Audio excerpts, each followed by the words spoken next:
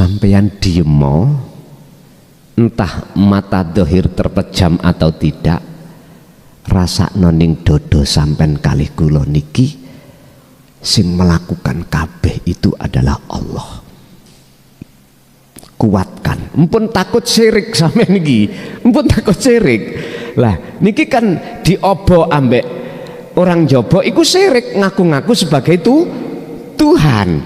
Le, Pak, rumusnya beda Pak, Jawa ambek jero. Coba tak bukai surat surat Toha ayat 14. Ning kono kan bicara innani anallah. Innani ana iku Allah. Di sini sudah ada ya mutakalim. Mengapa harus ada li faedah taukid ana lagi? Innani sesungguhnya saya. Ana yo saya iku Allah. Berarti kalimat yang kedua ini boten guyon. Gampangane ngeten.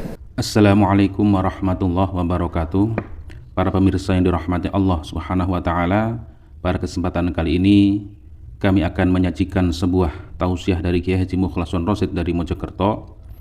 Marilah kita sama-sama menyimak dan mendengarkan apa yang disampaikan oleh beliau.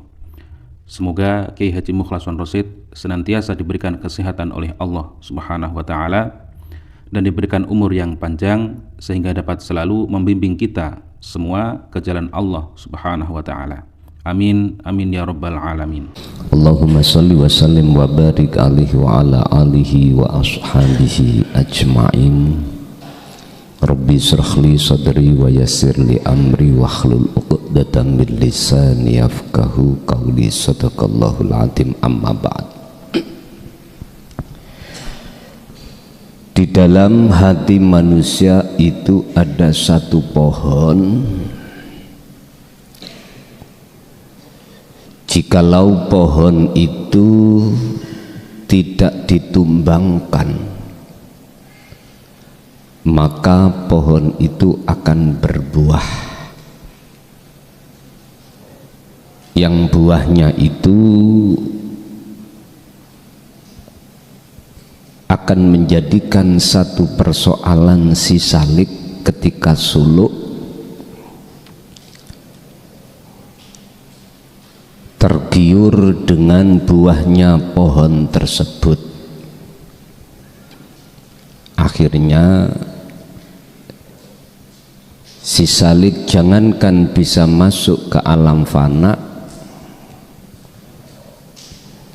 lawong ke alam muraqabah aja susah. Pohon yang kami maksud di sini adalah pohon basariyah. Boleh dikatakan miturut makalah yang nantinya akan kita bahas, yaitu makalah 42, disebut sifat basariyah.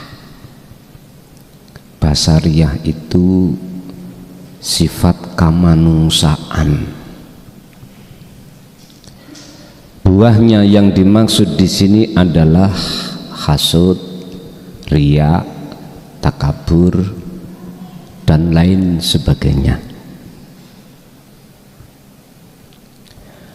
Pohon itu jikalau kita ambil buahnya, kita buang buahnya, pasti akan muncul lagi, muncul begitu terus. Lah mestinya pohon itu harus kita tumbangkan, bukan buahnya yang kita hilangkan, tapi pohonnya yang harus ditumbangkan. Kalau pohonnya itu ditumbangkan, maka secara otomatis tidak akan keluar buahnya. Bapak Ibu hadirin rahimakumullah, sesuai dengan makalah 42 kitab hikam niki memerintahkan terhadap kita, diperintahkan terhadap kita untuk menumbangkan sifat basariyah. Bagaimana caranya nanti kita bahas bersama. Intinya begini Pak, jikalau pohon itu masih bercokol di dalam hati kita, sifat basariyah itu masih bercokol, maka jangan harap si salik ketika suluk itu bisa mencapai kewusulan pada Allah. Mboten saged. Mungkin boleh saya katakan suluk kita itu masih ada kepentingan nafsu, bisa dikatakan seperti itu. Bentuknya mana? Kalau suluk kita masih ada kepentingan nafsu, bidayah ketika suluk itu kurang benar. Sebab ketika suluk bidayahnya itu enggak benar, maka nihayah daripada suluk ya juga enggak benar. Sebaliknya, jikalau bidayahnya suluk si salik niki kok benar, maka nihayahnya itu benar. Bidayah itu apa? Setrat. Setat.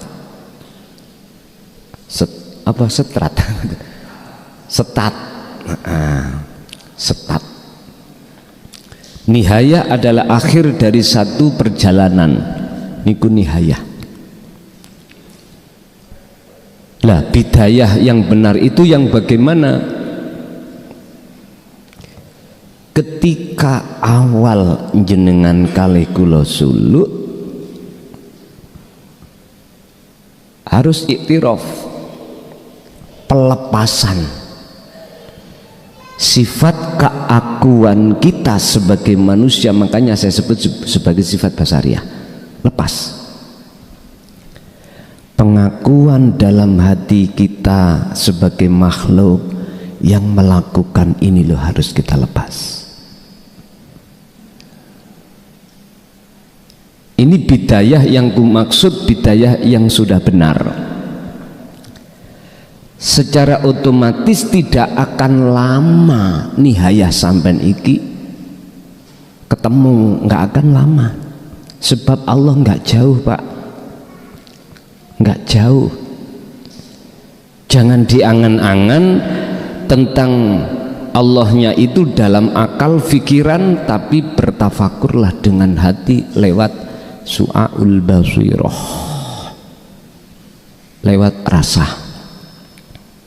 Baru dekat, baru connect ayat yang mengatakan dan aku lebih dekat daripada urat leher. Itu nanti ketemunya di situ. Bukan yang dimaksud Allah itu jauh melewati sab langit 7, lalu ada ribuan cahaya baru bisa ke Sidratul Muntaha. Yang dimaksud jarak niki mboten. Mengapa harus dikiaskan Mi'raj itu? Beliau melakukan perjalanan itu dari Masjidil Aqsa ke Sidratul Muntaha itu melewati sab langit 7. Semua kiasan. Itu saking angele untuk menempuh kewusulan pada Allah itu loh, seakan-akan jauh segitu. Padahal Allah tidak seperti itu. Makanya perjalanan suluk ini lama dan tidak itu dikembalikan kepada pribadi masing-masing. Jikalau nihayahnya benar, jikalau bidayahnya benar, awalnya benar, maka otomatis pasti, bahasanya tidak insya Allah, pasti nihayahnya benar. Artinya si salik ketika suluk pasti wusul pada Allah dalam jangka waktu yang tidak lama. Tapi jikalau si Salik nih bidayahnya itu kurang benar, masih banyak pengakuan, maka niki laksana jauh Gusti Allah itu akhirnya lama banget. Bapak Ibu hadirin rahimakumullah, berkenaan dengan itu monggo kita sami-sami pika materi kita pasal 42. Faslun ukhruj minal basyariyati, keluarlah dirimu dari sifat basariyah. Ukhruj min ausofil basariyatika, metuwa sira sangka dene pira-pira sifat kemanungsaan ira. Niki mukhatab iku si Salik jenengan, mboten al-ubad, mboten, kan beda Pak, al-ubad dengan Salik.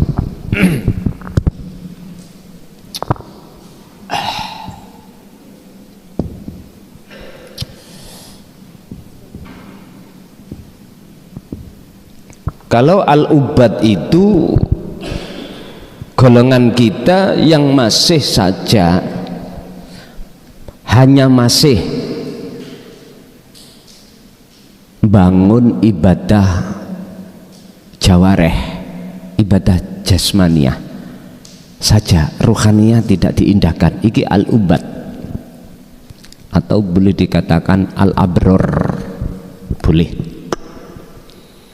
Seseorang yang menjaga ibadatul jawareh dengan berlandaskan akidah syariah, niki al-ubad.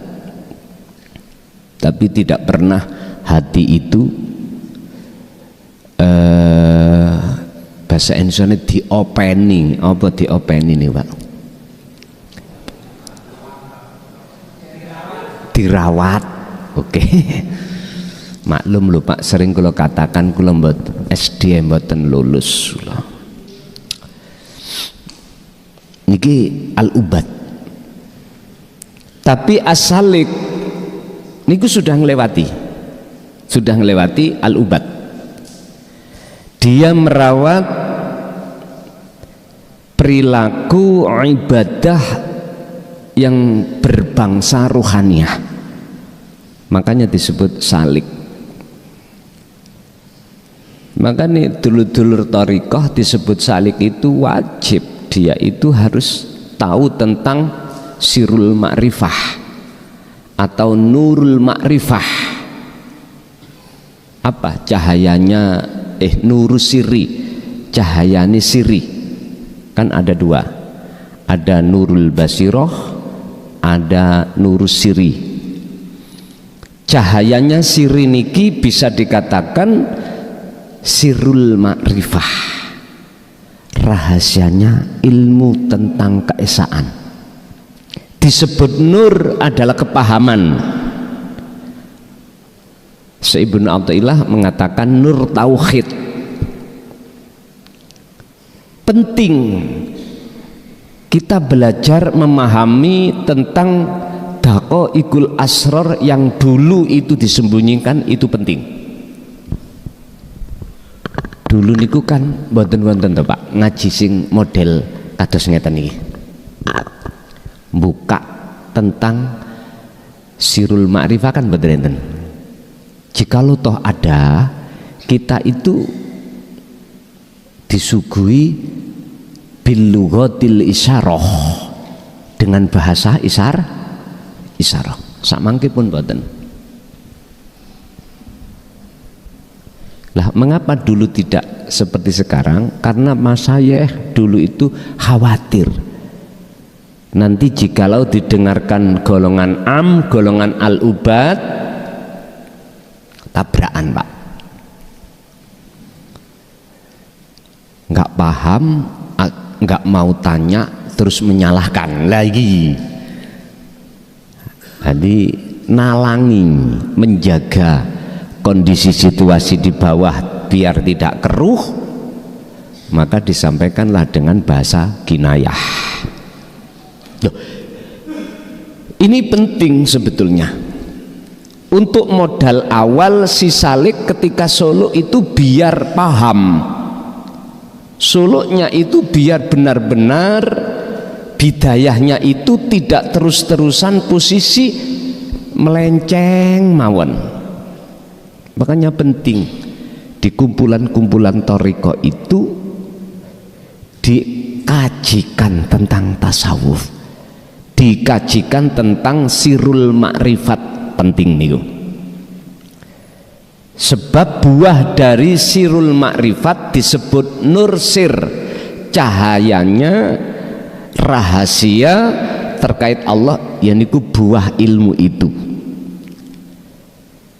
Kalau ilmunya sudah paham, baru si Salik ini melakukan suluk untuk mendapatkan nurul basirah. Nurul basirah itu bisa disebut nur makrifat, yang tujuannya nur makrifat itu adalah membersihkan semua apapun yang menjadikan hati gelap. Apa yang menjadikan hati gelap? Al-kaunu minal mukawwanat zulmatun, gambar-gambar makhluk yang sudah kadung masuk di dalam dada. Ini nanti Allah bersihkan. Lah si Salik bisa mendapatkan nur makrifat atau nurul basirah, harus si Salik selalu mujahadah, nemen-nemeni sungguh-sungguhnya hati si Salik itu berzikir. Wa dzakarallaha katsiran. Apa kuncinya Rasulullah itu bisa masuk di dalam Sidratul Muntaha? Menurut ayati wa dzakarallaha katsiran. No oleh zikir. Cuman dalam ayat itu kan waktu disebut zikir yang bagaimana, yang bisa menjadikan datangnya nur ma'rifat, waktu dijelaskan. Makanya perlunya kita ngaji itu supaya paham. Nanti coron jenengan lalampah niki bener. Ibarat coro kula pingin dandani HP rusak, harus tahu dulu ilmu elektronya. Kalau nggak tahu Pak, gitu delak selamanya akan menjadi HP yang rusak, HP yang mati. Sama dengan hati kita, posisi hati kita dalam keadaan hati yang mati karena tenggelam, ditenggelamkan oleh nafsu lewat pohon itu tadi. Akhirnya sifat basariah samban kali kulon itu semakin besar. Begitulah Allah katakan dalam surah Al-Baqarah, fi qulubihim maradun fazadahumullahu marado. Penyakit dalam hati kita bertambah banyak. Biar semuanya dibersihkan Allah, maka si Salik harus itu tadi, wal yaumal akhirah. Jikalau kau ingin masuk, bisa masuk ke alam akhirat, ruh ini sekarang, bukan alam akhirat besok, sekarang. Wal yaumal akhirah wa dzakarallaha katsiran. Berarti jikalau jenengan ingin bisa masuk ke alam musyahadah, perbanyaklah zikirmu. Si Salik ingin wusul lekas, perbanyaklah zikirnya. Ukhrut min ausafi basariyatika angkuli wasfin, saking piro-piro sifat yang bagaimana, munakidin kang bertentangan li ubudiyatika maring sifat kumawulo siro, Sifat kumawula awak dhewe ku napa to Pak sebagai hamba? Kudu menetapkan sifat hakikati hamba pada hamba, sifat hakikatnya Allah pada Allah. Buka ini ki sangka dene la haula wala quwata illa billah. Buka itu ki beriku.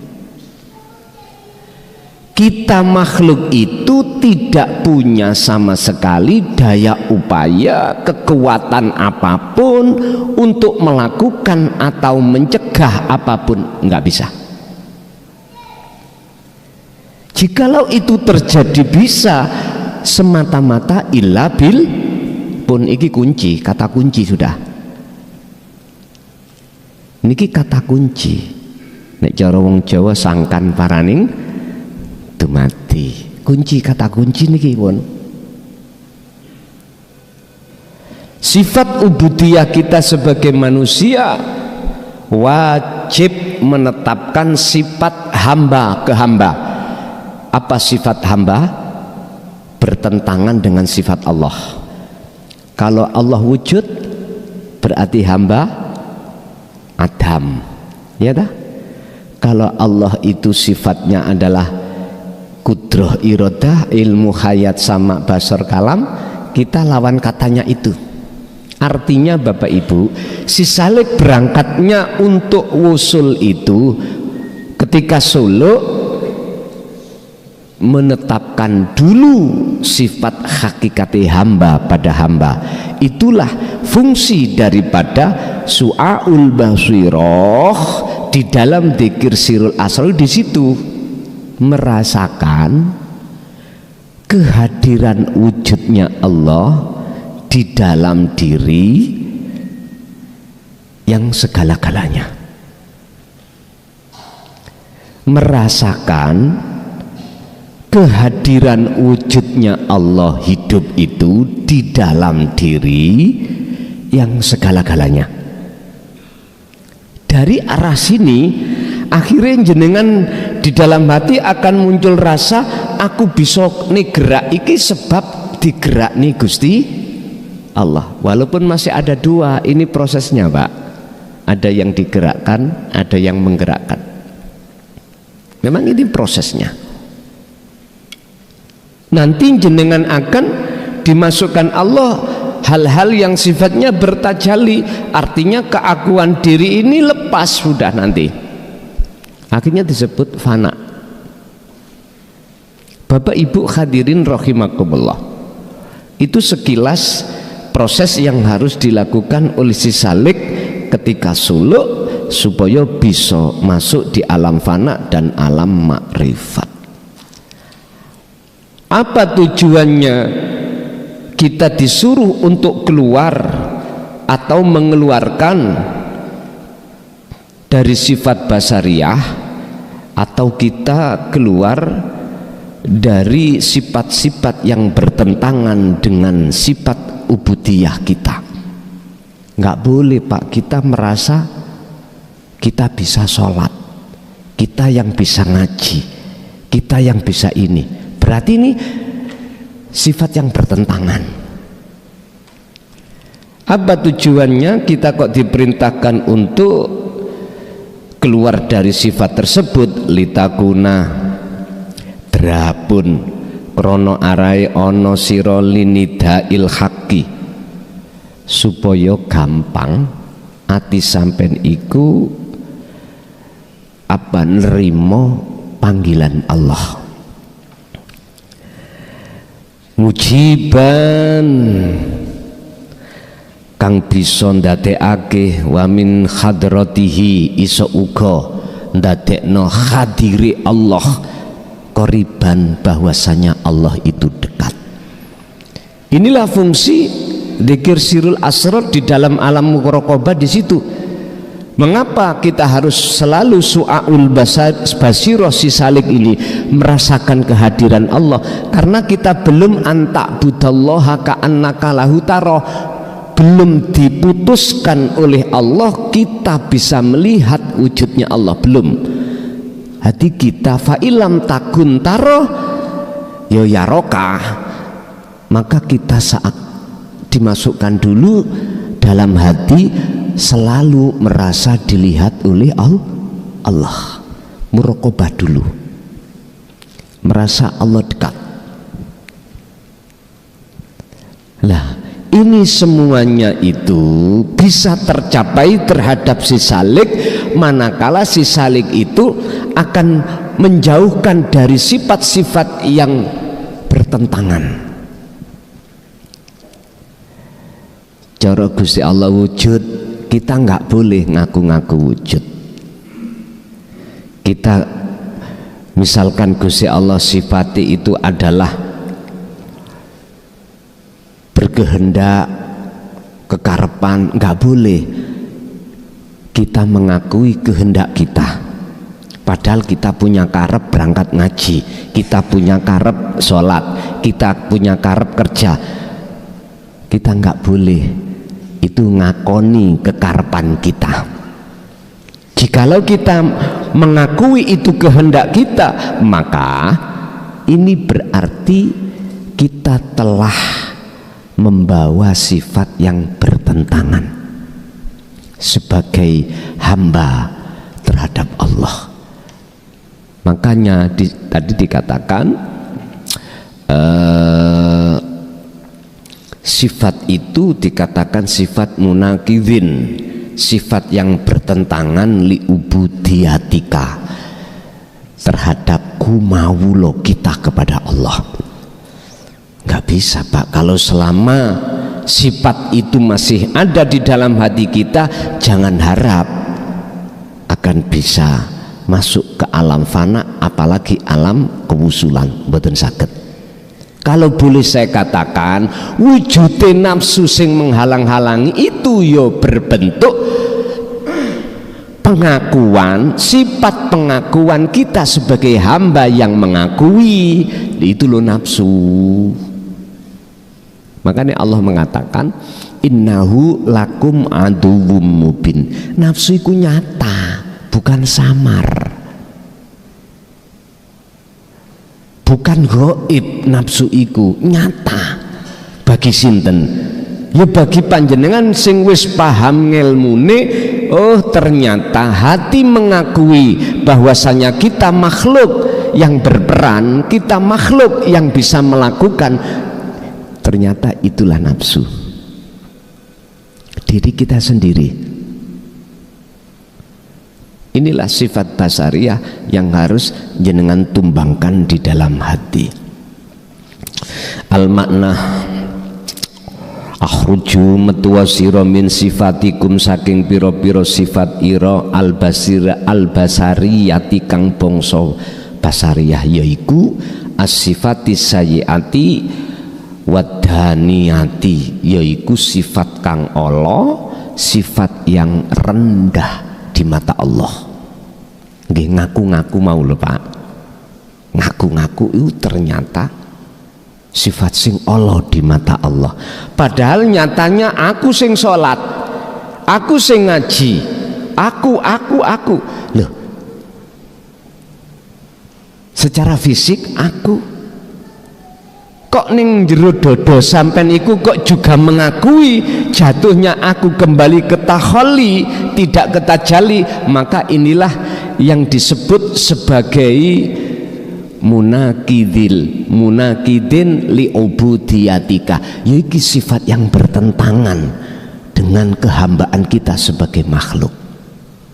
Mboten angsal, si salik ada sifat seperti itu, harus ditiadakan.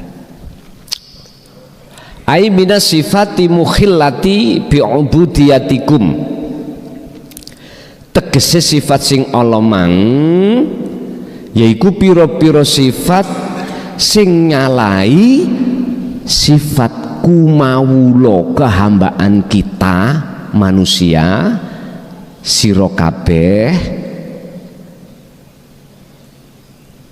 yang harus dihilangkan.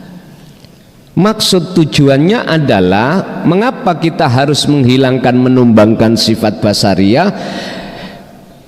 liyasula alaikum qabulu da'watillah wattakarrubu ilaihi waliqaihi, krono arae supaya panjenengan iki ati maksude roh iki gampang rimo panggilan Allah. Jenengan wonten adzan iku panggilan,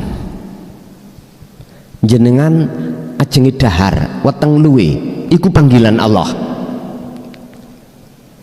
Karep sing sampeyan ajengi lampai, kehendak yang mau kita jalankan itu adalah panggilan Allah.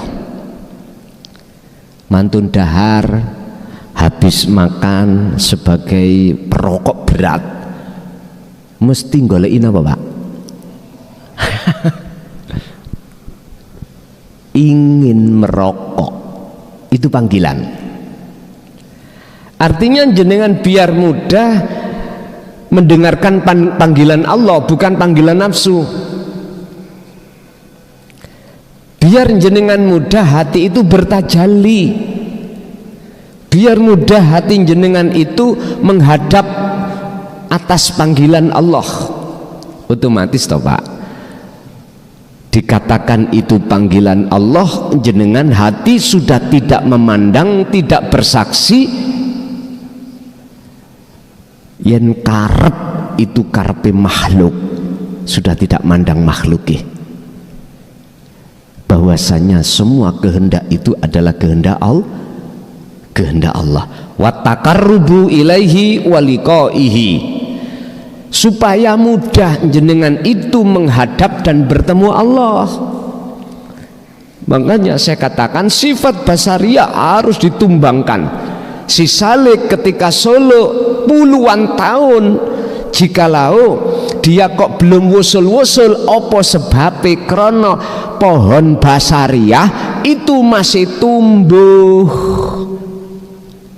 masih tumbuh. Tondone ya napa?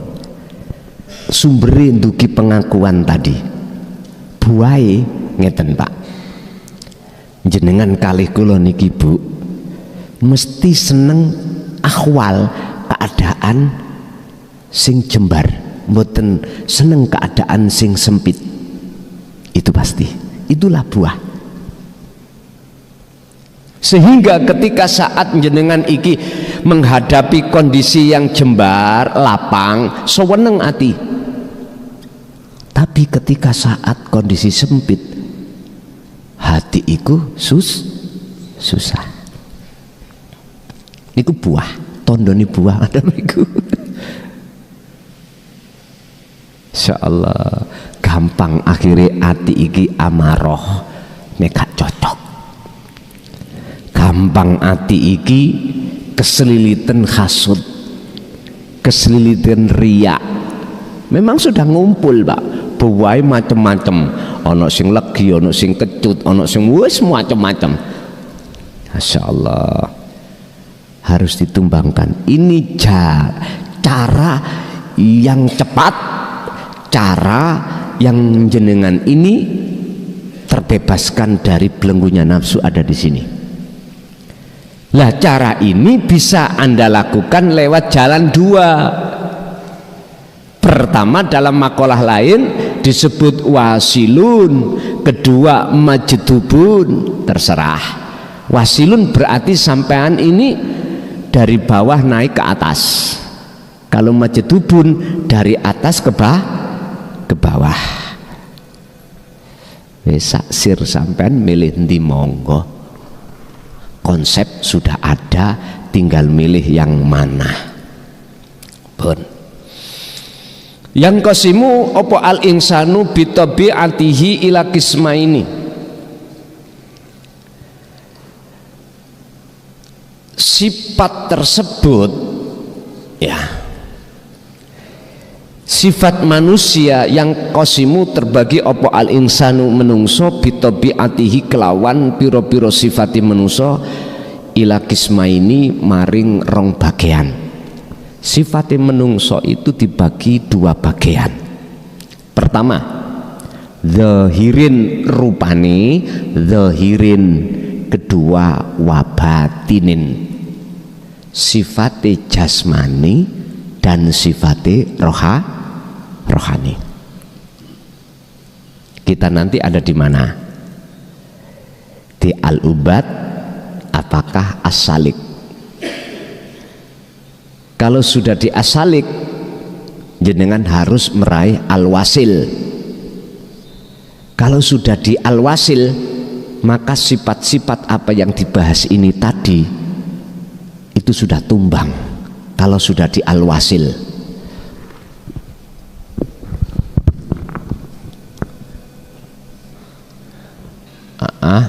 ngabit,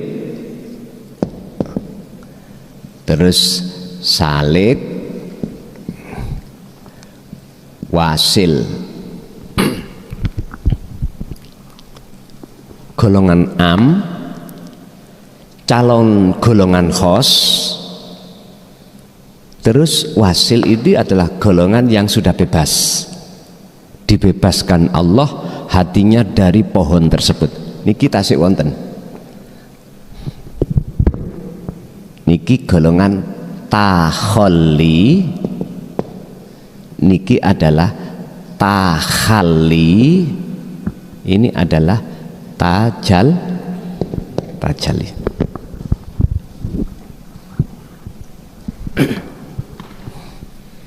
Kita di mana?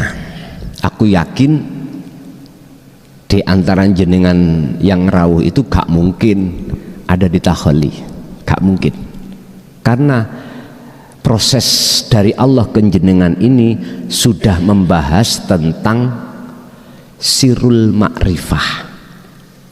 Buahnya disebut nurul siri.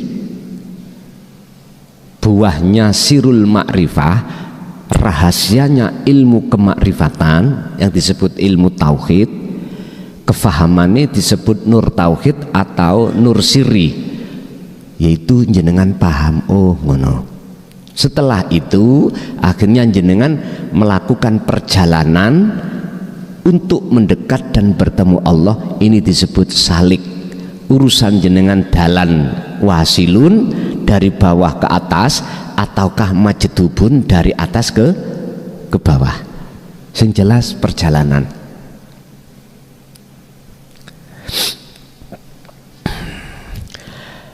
Pertama, aswasifatul badaniyatu hiya allati tata'allaku wa taqumu bil a'dha'il badaniyati.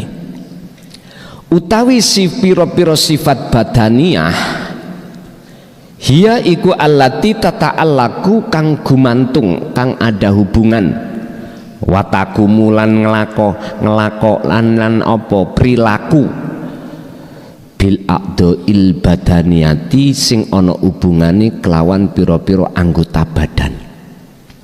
Badaniyah itu adalah satu sifat yang ada kaitannya perilaku anggota badan. Ini badan niki kita belum menyentuh rohaniyah, belum.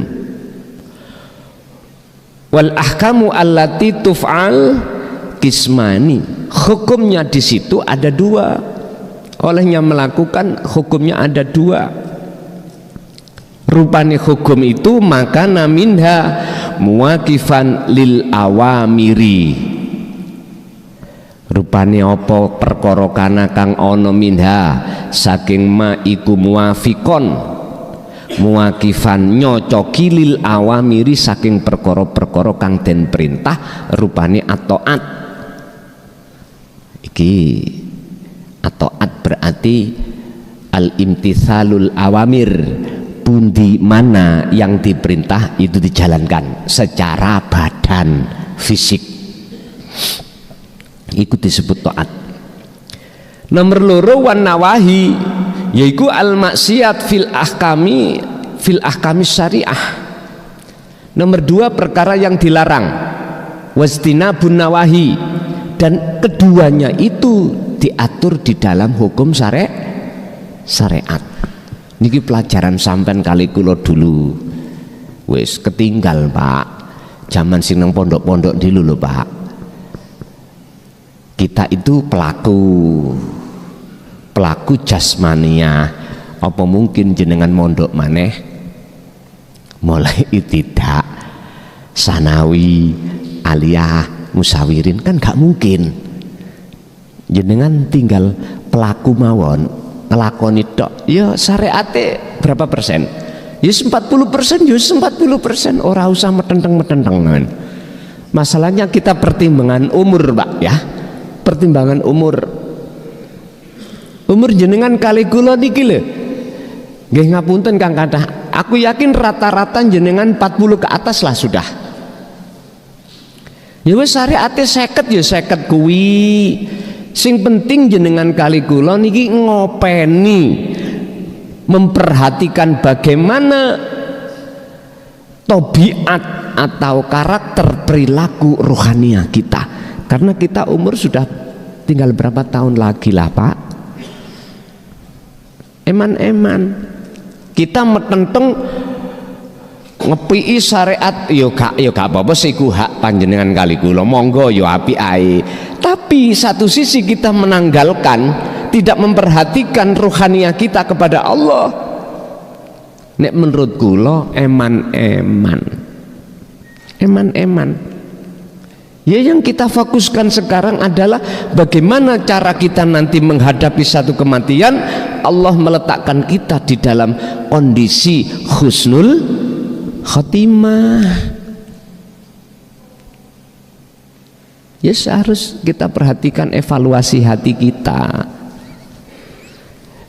Pohonnya itu masih bercokol apa mboten, ngeten lho. Wis sakniki wonten carane gak numbangno tapi matek pohoni, diteudan, Pak. Nggih, disiram teudan. Ini kalau racun nih kalau akhirnya oyote merotoli, rubu-rubu dewe.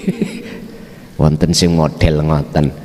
Jenengan nggo pecok, beto geraji mesin, nah, malah cepet ambean.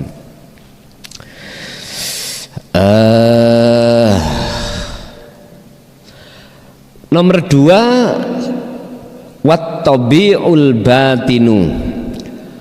Sing nomor 2 adalah utawi sifat batiniah atau sifat batin.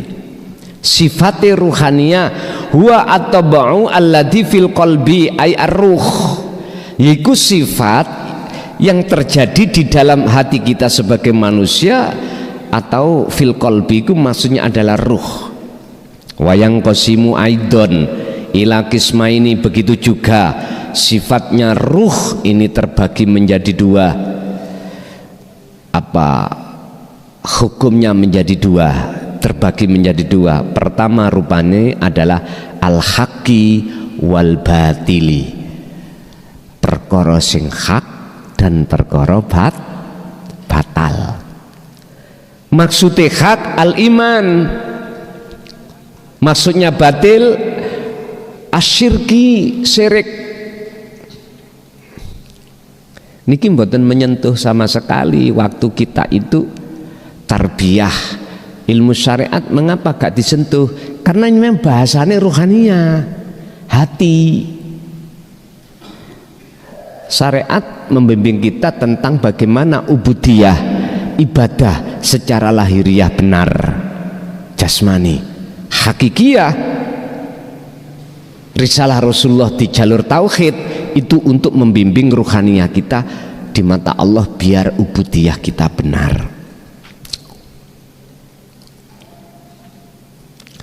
Wahua utawi tabiul batin iku al muwafiqu li hukmil haqiqati, nyocoki terhadap hukum-hukum hakikat. Al haq maksudnya adalah ai indallah. Bapak Ibu, sinten kemawon kalau hatinya belum dilandasi dengan ngapunten tatanan ilmu tauhid, jangankan di luar sholat, di dalam sholat pun nggak ada hati sampean ingin ketemu Allah, mboten wonten. Kita nggak usah bicara orang lain, kita bicara hati kita dulu loh, Pak. Ketika sholat ada nggak jenengan itu waktu sholat sholat mi'rajul mukminin, ingin ketemu Allah? Gak ada. Sebab satu, kita anggap Allah itu jauh di arsy sana. Kedua, dihalang-halangilah hati kita oleh nafsu lewat pohon basariah itu. Rupanya apa pohon basariah? Pengarepan ati sampen kali kulo untuk masuk ke surga dan dijauhkan dari siksa api neraka, dan atau mendapatkan pahala. Dan semuanya ini adalah makhluk napa kholik? Makhluk toh. Berarti sholat sampean kali kula pada saat itu masih menghadap kan sudah jelas, kita diterangkan, dijelaskan di dalam surat Al-An'am 79. Ini wajjahtu wajhiya, bukan menghadap la lilladzi fataras samawati wal ard. Kan boten menghadap sini toh Pak. Iki sebab sifat kekuasaane wajhiya. Niki sifat menerangkan yang disifati. Kok ya kita menghadapi ruh ini ke sini? Akhirnya aja heran, hati menghadap makhluk. Kok ya waktu sholat kok ya kelingan babakan bla bla bla bla. Sampeyan lihat di akhir kalimah itu kan ada kalimah wama ana minal musyrikin. Kalau pancen roh sampean iki menghadap wajhiya, maka benar jenengan posisinya, dan saya sudah tidak lagi golongan orang yang musyrik, menyekutukan Allah. Berarti lawani musyrik iman. Al-haq, nek musyrik batil tadi. Lah terus nyatane kita waktu sholat hati menghadap ini Pak. Eling opo perkara sing ana langit, ganjaran surga. Eling ati iki menghadap opo sing ada di bumi, bojo, anak, dunya brana. Udah, itulah memang fakta yang tidak bisa kita tutupi.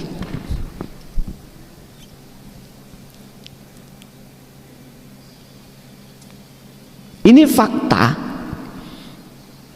yang sudah kita terjadi itu pada saat jenengan kali kula niki posisi roh itu masih ada di abid atau golongan al-ubad atau takhalli. Inilah pentingnya Pak, mengapa Gusti Allah memanggil jenengan hati itu untuk mengikuti Rasulullah. Kan sudah diteladankan, limang kana yarjullaha. Hati seseorang harus ada keinginan yarjullaha untuk mendekat dan bertemu Allah. Maksudnya rahmat iki teladan Rasulullah loh, supaya bisa kemana? Wal yaumal akhirah, masuk ke alam kelanggengan, masuk ke alam akhirat.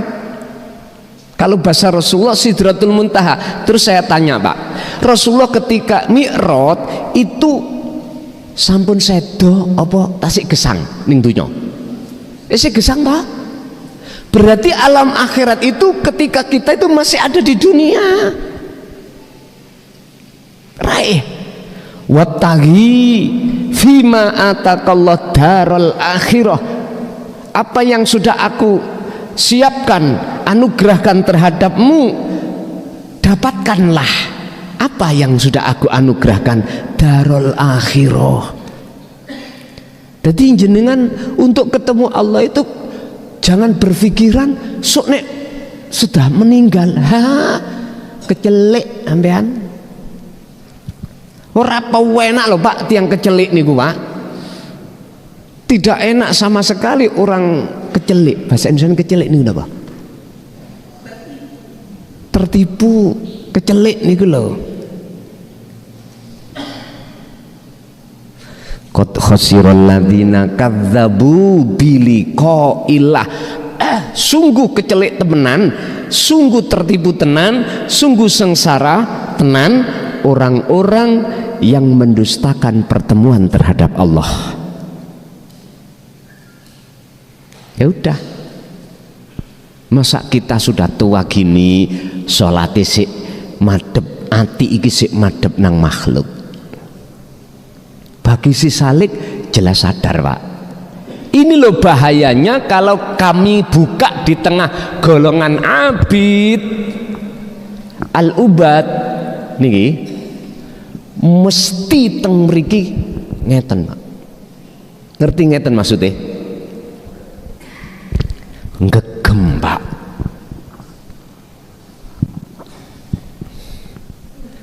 Kalau piyambak nggih mboten napa-napa. Wong Kanjeng Rasulullah ngoten kok dieleki umate, balese mboten ngeleki Rasulullah, malah ngepiki. Ya di sepuro. Dieleki mana? Ya sik di sepuro, dieleki mana sik sepuro.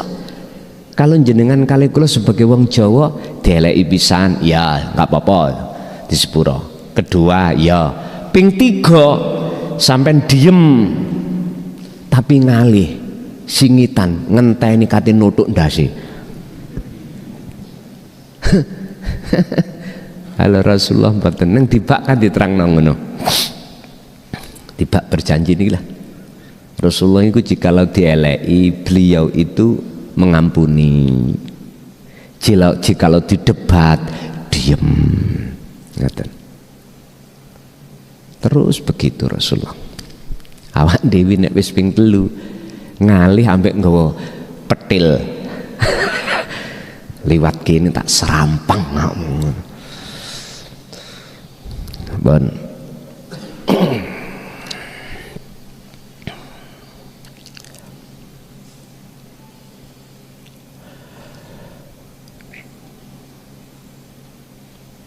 Wahwa utawi tabi'ah batin iki Pak, tabi'ul batin at-tabu'ul batinu iku at-tabu'u alladzi fil qalbi ar-ruh, itu terbagi menjadi 2, iman dan syirik.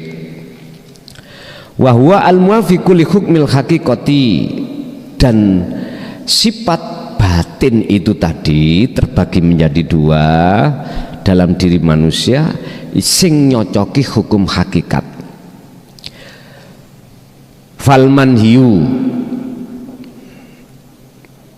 mongko utawi perkara kang den larang fi hadil hukmi, di dalam ikilah hukum iku huwa iku al i'tiqadul qalbi, keyakinane ati fil kauni ing dalem makhluk alladzi kang yakumu kang agawe sapa makhluk bikuli amrin lawan saben-saben perkara.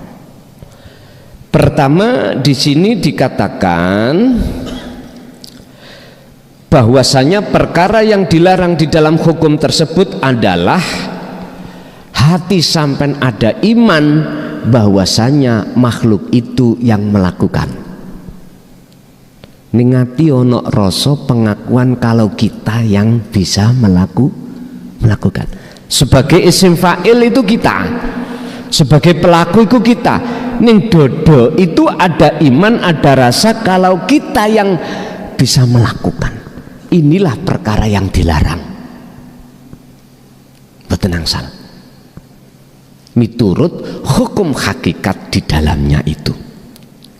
Nomor 2, amal amru al ma'mur bihi utawi perkara al ma'mur kang den perintah bihi kelawan Allah iku fahiya fahuwa mongko utawi amr iku ayyuminu iku ayyumina ing yen to beriman apa al qalbu ati bil ilahil wahidil mutasarrifi fi kulli syai'in. Hati harus beriman bahwasanya hanya Allah itulah satu-satunya yang berperan di dalam segala fi kulli syai', di setiap apapun. Contoh, jenengan sholat ning dodo sampean kudu muncul Allah kang akan dahar jenengan apapun, atau di luar diri jenengan melihat apapun, hati sampean harus bersaksi terhadap hidupnya, jangan bersaksi terhadap makhluknya. Jikalau jenengan itu sudah bisa bersaksi terhadap hidupnya, berarti ruh sampean iki disebut ruh yang sudah masuk di alam akhirat. Inilah maksudnya liman kana yarjullaha wal yaumal akhirah. Lah kuncinya wa dzakarallaha katsiran. Iku semuanya kuncinya karena hati sampean selalu berzikir datang Gusti Allah. Zikir yang disebut, yang dimaksud untuk membedah dan mendatangkan nur makrifat itu adalah dzikron katsiron. Ya ayyuhalladzina amanu dzkurullaha dzikron katsiron. Sejatine dzikir sing diperintahkan Allah bagi orang mukmin selalu ingat pada Allah adalah sejatine dzikir itu dilampahi, dijalankan dengan terus menerus. Dzikir sejatine dzikir adalah yang sudah tidak bersuara, tidak bernama, tidak berkalam. Itulah yang kumaksud pangrosowa, dzikir rasa. Kitabin yang hikam disebut as-su'aul basirah. Setelah itu otomatis ainul basirah. Ainul basirah berarti nur ma'rifat sudah menyala. Akhirnya hakul basirah, kebenaran itu sudah jenengan dapatkan. Ya niki wusul pun. Muraqabah su'aul basirah, ainul basirah adalah fana, hakul basir adalah ma'rifat. Akhirnya disebut fana udzikri. Hanallah. Niki proses-proses yang mestinya si salik harus ketahui. Faidalam tastakmil, mongko tatkalane orang gunakake apa ruhul insan, ruwi menungso, aukol buhu utawa nrimo hukmul hakikoh, fadhoharo fi qalbi ba'du sifatil al-madmumati indallah ay hubbud dunya. Fadhoharo mongko muncul fi qalbi ing dalem atine salik utawa atine menungso, apa sing muncul? Ba'du sifatil madmumati, yaiku sebagian piro-piro sifat kang dicela indallah ing ngersane Allah. Pudi sifate dadine ning ati hubbud dunya, cinta pada selain Allah. Wahia isine hubbud dunya hasud, kibir, ghaibah, hubbul mansib dan seterusnya. Itu buah. Apabila jenengan kali kula niki ati itu gak gelem, roh iku gak gelem gunakake menyang hukum hakikat, yang hukum hakikat itu mempelajarkan dan mendidik ruhaniyah sampean kali kula untuk litakarrubillah waliqaihi, untuk mendekat dan bertemu Allah. Itu kita tolak. Apa akibatnya? Fadhoharo fi qalbihi, ning jero atine menungso iku mang akan bermunculan sifat-sifat yang Allah cela, termasuk di dalamnya hasud, iri hati, sombong, senengane adu-adu, seneng jabatan, gila dengan jabatan. Wa iradatul mahabbati, ingin dipuja wong, ingin dihormati wong. Watoma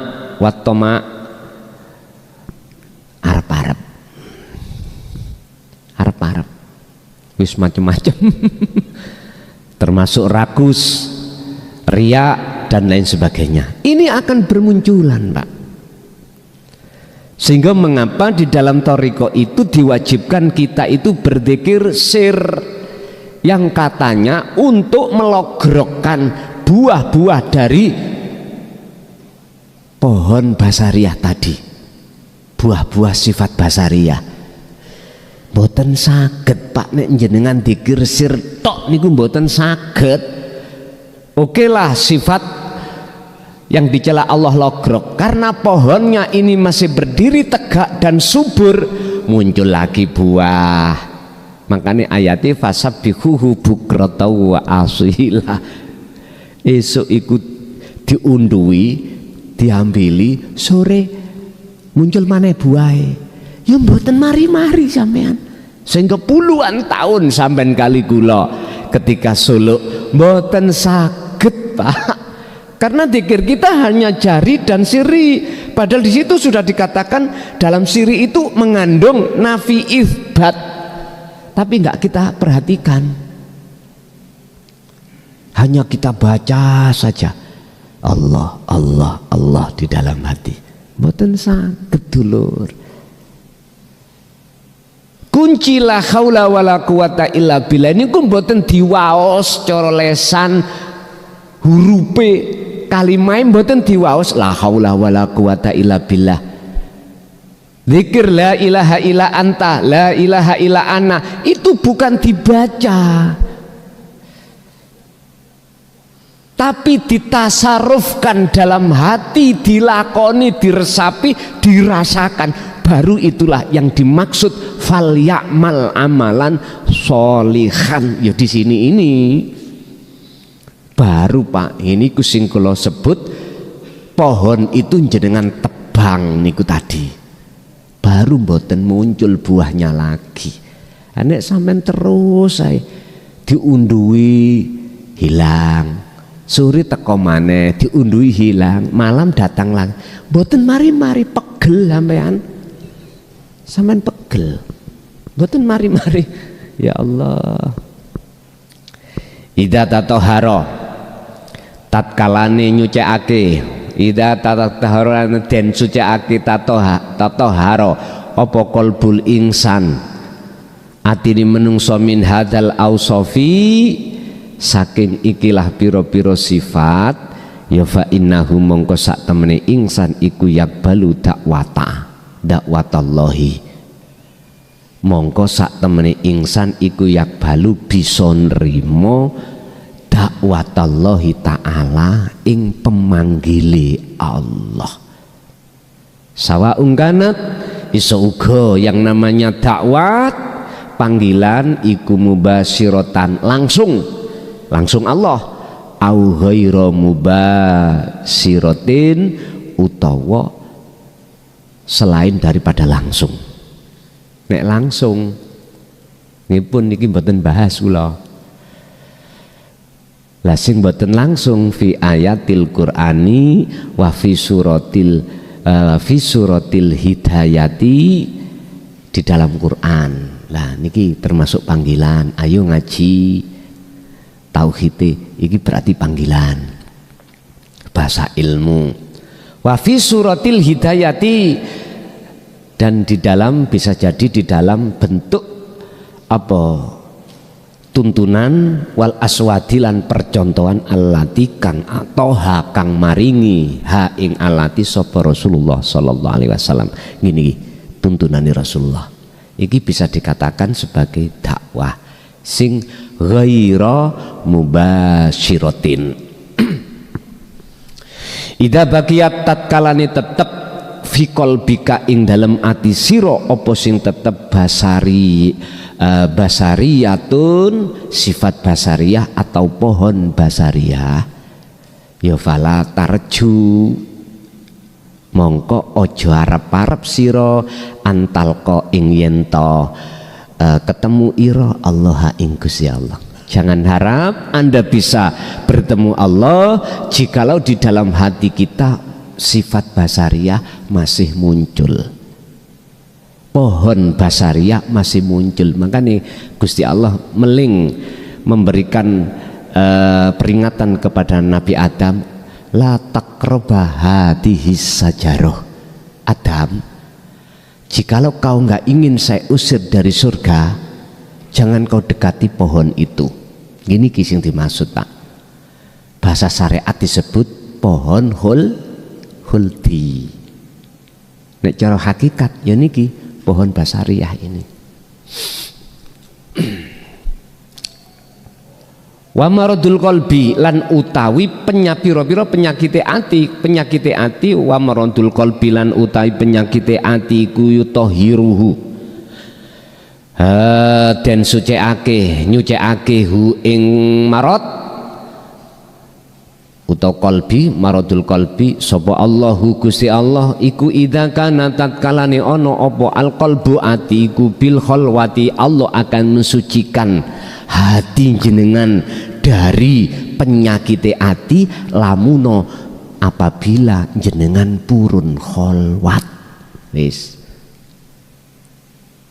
lungguhe kholwat berarti sampean beto wasilah yaiku dzikir, iku aksesnya wasilahnya itu dzikir. Wabtahu ilaihil wasilata wajahitu fi sabilihi. Raihlah wasilah ini, tali ini untuk kemana? Ilaihi, untuk mendekat dan bisa bertemu Allah. Wajahitu fi sabilihi. Jenengan harus teman-teman oleh melakukan khalwat ini baru ketemu Pak. Al-Maidah ayat 35. Jadi wasilah ini jarang dibawa oleh salik, tatkala salik itu hanya mengenal sirrul makrifat tentang dzikir, sirtok tidak mengenal dzikir sirrul asrar. Wis logikane ngene lho Pak. Apa mungkin ya kita bicara bahasa teori sistem, kita nggak bisa gak ngerti ilmu elektro terus iso dandani HP rusak, mokal toh ngeten iki, mokal. Jalurnya mana orang ngerti, nggih diwasiai itu ya sampai kapanpun ya diwasiai. Mboten saged. Hati kita Pak dalam posisi mati Pak. Dikatakan hati dalam posisi mati karena hati kita jadi budaknya nafsu. Wujudnya pun ngaku-ngaku tadi pun. Akhirnya kita bersaksi makhluke. Padahal Allah sudah menyindir kita di dalam salah satu rukun Islam dalam syariat, asyhadu alla ilaha illallah. Loh, ini dikecualikan. Artinya apa?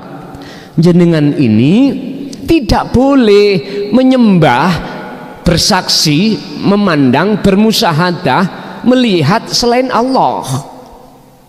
Mboten angsal. Makanya mengapa di dalam tauhid la ilaha illallah itu sebetulnya ada penjabaran tentang nafi dan isbat. Wonten mriku mundi dibuka mboten. Karena ketemunya nafi isbat itu jatuhnya ada di la ilaha illa anta. Allah sudah dekat. Bapak Ibu hadirin rahimakumullah.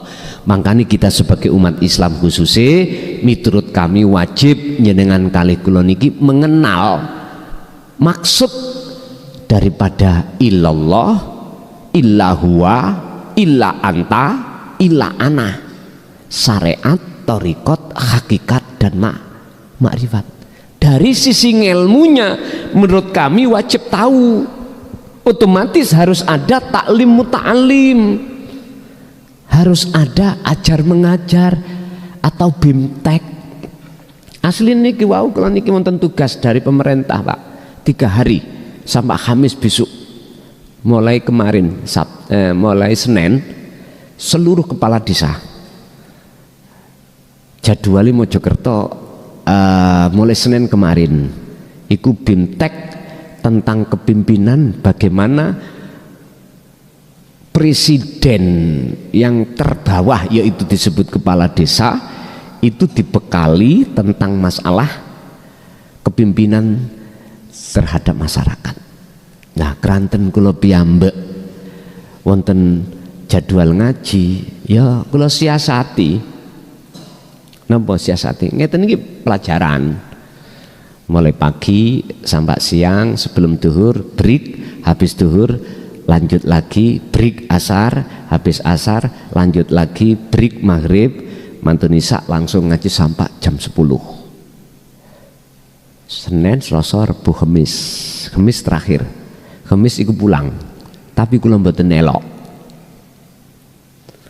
Mboten derek pun tak wakilno nangani sekdes mboten napa-napa. Alasan kula kan urgen. Kira-kira jenengan tak tinggal gak ngamuk-ngamuk ta. Wis kadung dijadwalke. Lah ngoten nggih.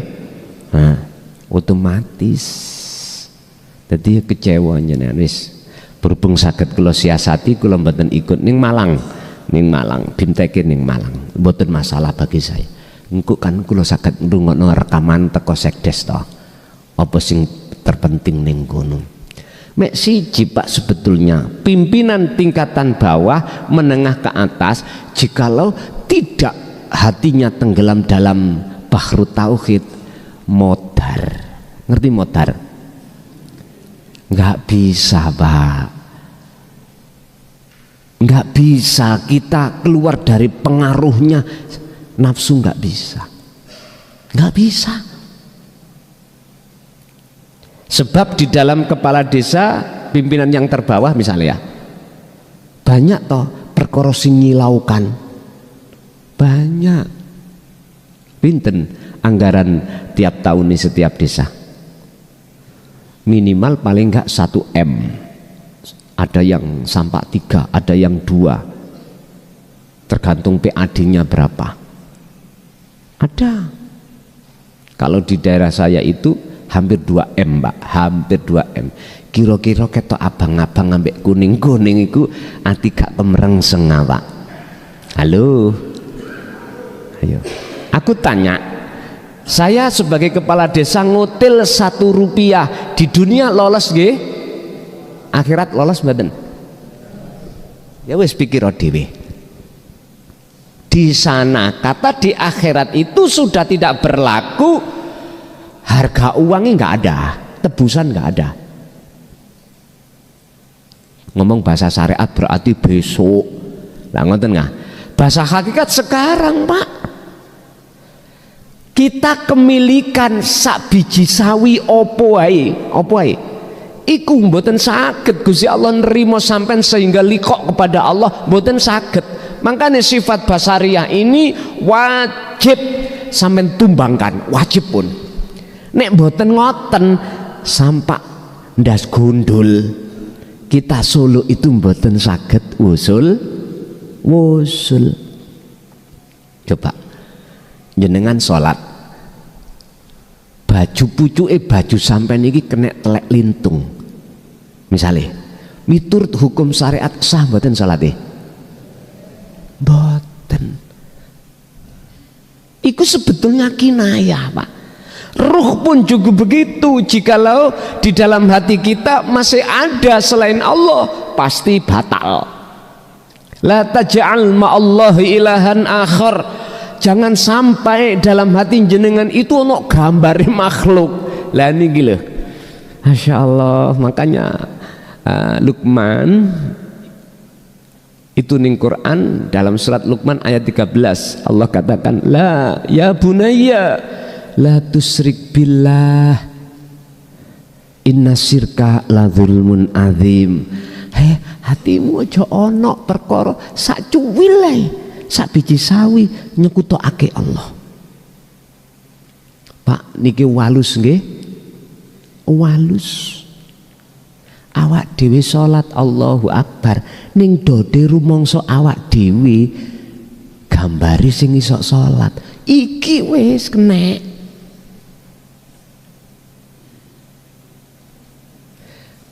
Makanya kalau tidak sejak sekarang, kapan lagi kita akan berbenah diri?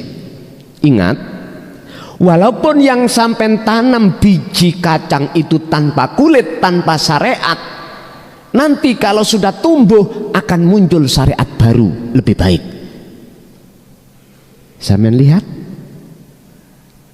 kacang ini kalau sudah muncul pohonnya, dia akan berbuah. Buahnya itu ada kulitnya mboten? Pasti ada kulit baru. Artinya Bapak Ibu, sampean gak usah khawatir syariat sekarang posisi sampean iki api utawa gak api, gak usah khawatir. Nanti jenengan seiring berjalannya jenengan ruhaniyah ini di mata Allah itu bagus, nanti akan syariatnya dibagus nih dewe oleh Allah. Sampeyan buka nongane kitab kauniyah ya seperti ini, jelimet sampeyan golek kitab kauniyah ya gak ketemu. Lah wong kitabe niku lho ning ngajeng sampeyan lho kewetok koyo ngeten iki wale-wale. Nah itulah salah sijinya kitab yang nantinya harus saya tulis, walaupun gak oleh ditulis tak paksa tak tulis supaya kefahaman banyak umat manusia akan bisa terima. Ngeten. Nek cara sampean madosi kauniyae iku wong sadurunge negara bangsa Jawa iku ana lho, kitab niku sudah ada kok. Kauniyah iku akhirnya para kekasih Allah menerjemahkan terhadap orang Jawa itu akhirnya disebut kitab kuno kauniyah. Wong Jawa gak iso ngomong Arabe kauniyah, akhirnya disebut kitabku kuno, yaitu Pak kitab tauhid iku, kitab sing tauhid ya niku. Pun Bapak Ibu hadirin jamaah rahimakumullah, kesimpulannya adalah yang belum ini, si salik yang belum maksud saya. Kalau salik yang sudah ya sudah. Si salik yang belum melepaskan keakuan diri yang berkholwat, yang berzikir, lekas lepas. Caranya bagaimana? Sampeyan diemo, entah mata dohir terpejam atau tidak, rasa noning dodo sampean kalih kula niki sing melakukan kabeh itu adalah Allah. Kuatkan, empun takut syirik sampean niki, empun takut syirik. Lah niki kan diobo ambek orang Jawa iku syirik, ngaku-ngaku sebagai Tuhan. Le Pak rumusi beda Pak, Jawa ambek jero. Coba tak buka surat At-Toha, surat Toha ayat 14. Ning kono kan bicara innani anallah.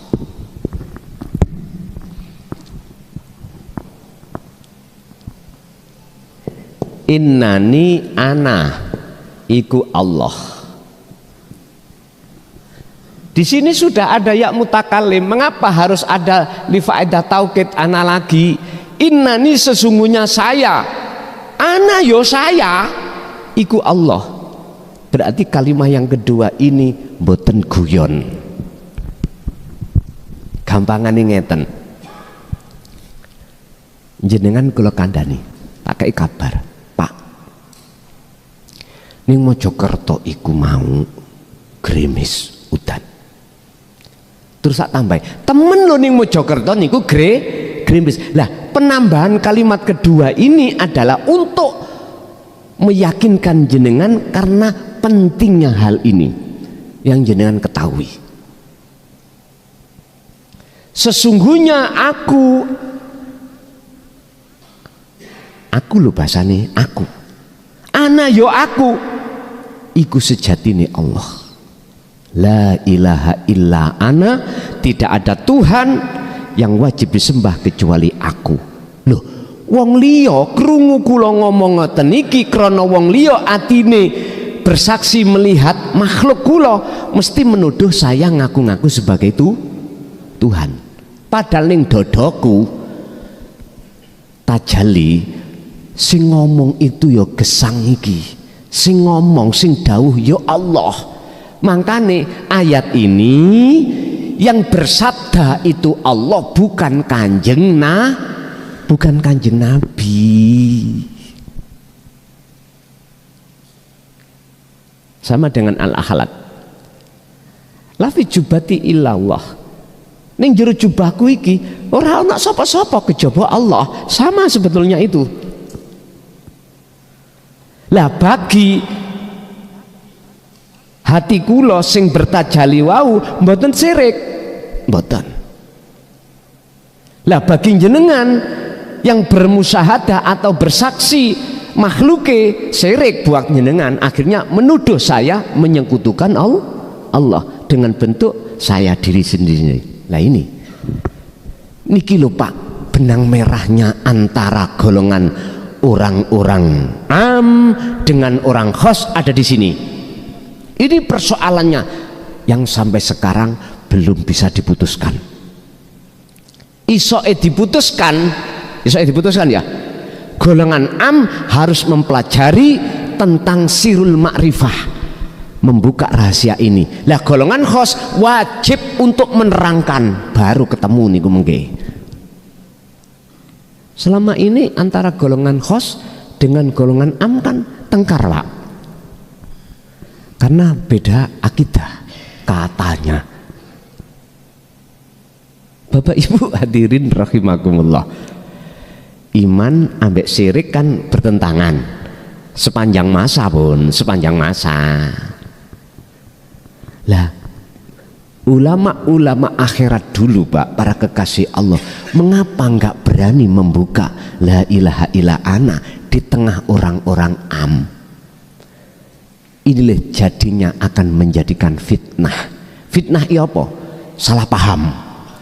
Akhirnya apa? Mboten keluar, hanya di dalam dada beliau. Ini seluruh para masyayikh dulu seperti itu.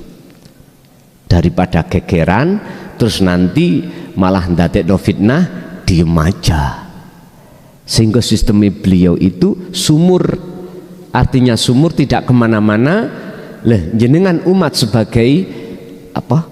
Timbo nek kepingin mendapatkan air harus datang ke sumur. Berarti orang yang hadir terhadap para masyayikh, guru-guru akhirat itu adalah orang yang hatinya sudah ada indikasi ingin mempelajari. Tadi mboten dadi gef nanti. Akhirnya diwejang ngal didi. Tapi nek sumur niki melaku goleki timbo, kaya kula niki ya siap-siap dilokno wong. Ya wis zamane Pak Sayyidina Ali seperti itu, Rasulullah pun juga begitu. Semuanya sejarah, siapapun hamba Allah jikalau jadi sumur yang pergi untuk mencari timbo, resikonya ada di situ. Loh, dikira Rasulullah nggak mau dibunuh Pak Rasulullah niku. Nah itu munculnya wahyu hijrah dari Mekah ke Madinah. Awalnya kan ada golongan kaum kafir Quraisy untuk menyanangkan Rasulullah dibunuh, cuman diselamatkan Allah. Hijrah ke Madinah. Abu Bakar, Utsman, Abu Bakar, terus ini Utsman, Umar, ngali. Abu Bakar, Umar, Utsman ngali. Sing ketok yang diceritakan secara ekstrim kematiannya itu adalah Sayyidina. Dua ini ditutupi Pak, padahal beliau ini diracun. Loh, coba gimana sih? Oleh siapa? Kaum Khawarij. Padahal kita tahu kaum Khawarij itu hafal Quran Pak, hafal hadis. Sehingga Abu Hurairah mengatakan, jikalau ilmu ini yang kudapatkan ini satu karung saya sampaikan kepada golongan mesti saya dipenggal. Sayyidina Ali, mesti orang-orang muslimin menyangka saya itu adalah orang yang menyekutukan Allah.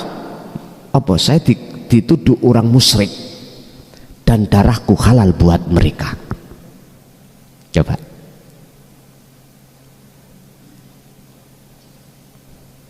Sama dengan apa keluh kesah selama 26 tahun ini Pak saya rasakan terhadap diri saya.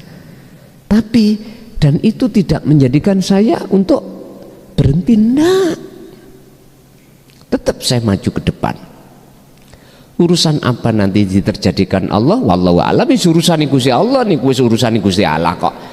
Urusan hanya dicaci, dimaki, disebut anjing, disebut babi, udah segonjangan Pak, pun biasa sudah.